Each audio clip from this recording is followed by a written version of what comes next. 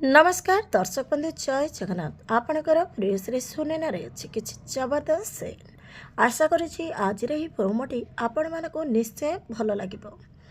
दर्शक बंधु परी हजिगला घर समस्ते व्यस्त हो पड़े किंतु सुनेना सबुठ बेसी कांदुथिब।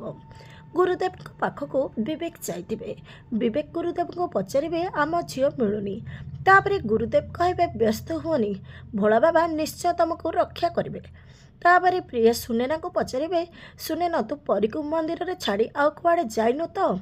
तापर सुनेना मन पड़ गोटे भिकारुणी आ साधु बाबा से आसी।